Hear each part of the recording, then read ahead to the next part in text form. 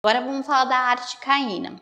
Na articaína, quando a gente pensar em articaína, o que a gente tem que pensar, a primeira coisa é no sucesso da técnica.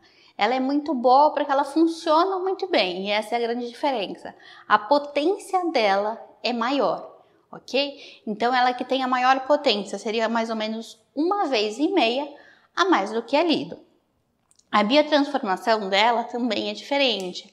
Além de acontecer no fígado, acontece no plasma. Então esse daqui a gente precisa decorar, certo? Então acontece aqui no plasma. No risco da gestação seria C. Ela não é tão indicada para o paciente gestante. Mas no Andrade ele fala que ainda tem poucos estudos a respeito disso. O efeito dela, isso eu quero que você preste muita atenção, porque quando eu falo assim, a potência dela é muito boa, você pode confundir. Muita gente confunde, quando a gente fala disso, confunde com a duração. A duração dela é bem parecida com os nossos outros anestésicos, certo? O que muda aqui é como ela funciona. Então, o efeito aqui com vaso, o efeito pulpar vai ser de 60 a 75 minutos. É um pouquinho maior sim, porque quando a gente falou dos outros, todos eram a 60 minutos e ponto, né? Então aqui tem uns 15 minutinhos aí a mais. Mas não é esse a principal diferença, certo? De tecido mole vai ficar mais ou menos a mesma coisa, 3 a 5 horas.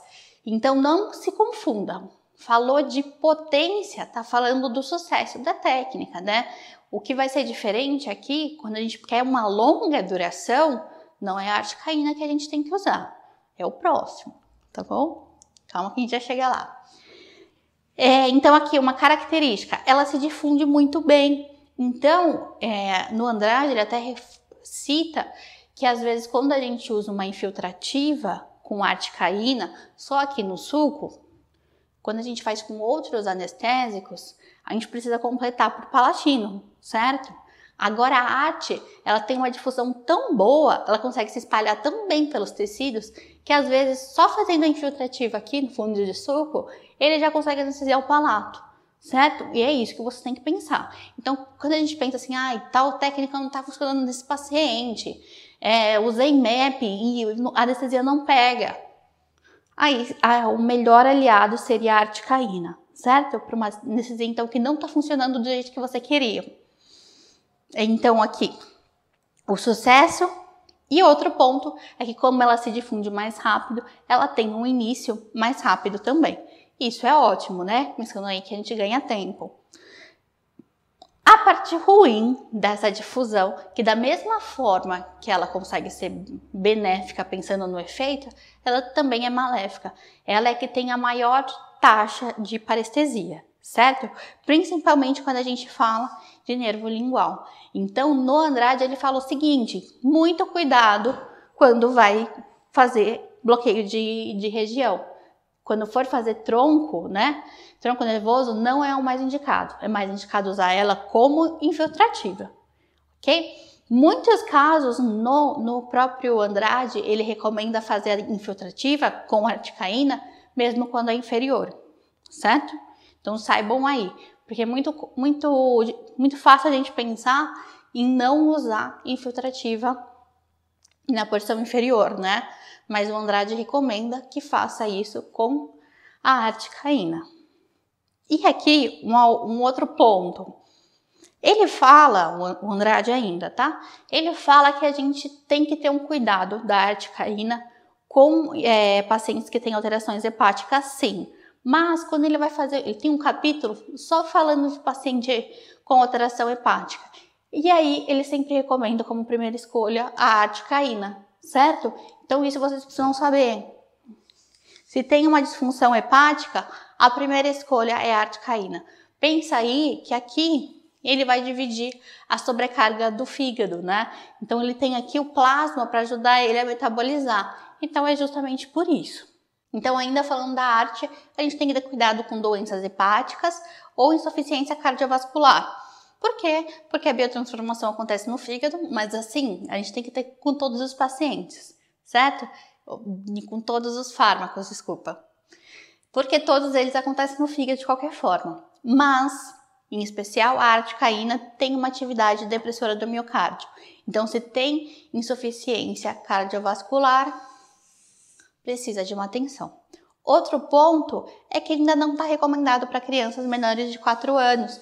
Ainda não tem estudos suficientes para comprovar que pode ser usado. Agora só falta falta a bupivacaína. Agora, por último, a gente vai falar da bupivacaína. Lembra que eu tinha falado assim, na articaína a gente tem uma potência maior, mas a gente não pode associar ainda com uma duração maior. Aqui na bupivacaína a gente pode. Ela tem uma super potência e o principal ponto dela é justamente o tempo de efeito. Como que ele consegue fazer isso? A ligação que ele faz com as proteínas no nosso sangue é diferenciada e aí faz com que a própria droga fique mais tempo no nosso organismo, então ela tem um tempo maior. Então, na potência, a gente tem que pensar em 4 vezes mais do que o lido, tá? Do que a lidocaína. É muito grande. A vasodilatação dela também é maior, tá? Por mais aqui você precisa ter uma atenção, porque geralmente a gente pensa na vasodilatação justamente como contraponto da duração, né? Mas aqui ela é muito potente na vasodilatação. Entretanto, ele vai conseguir ficar mais tempo no nosso corpo justamente por causa dessas ligações com as proteínas, certo? Risco na gestação, SC também. E aqui no efeito pulpar, a gente tem muita diferença, né? Então, enquanto os outros eram de 60 minutos, e o que era o maior era da articaína até 75 minutos da anestesia pulpar, aqui a gente tem 90 a 180 minutos. É uma grande diferença. E o tecido mole de 4 a 7. Então, a indicação da bupivacaína vai ser justamente correlacionada à duração do efeito. A gente vai usar ela apenas quando quiser um controle de dor pós-operatório ou for um procedimento extremamente extenso, ok? Mas ela é muito mais utilizada a nível hospitalar. Então aqui, indicação, procedimentos demorados ou quando você quer um controle da dor pós-operatório. Já que ele vai ficar aí mais umas 7 horas anestesiado, você consegue controlar isso. Cuidado, não é recomendado para paciente muito infantil, muito pequeno, ou PNE. Por quê? Justamente por causa desse efeito.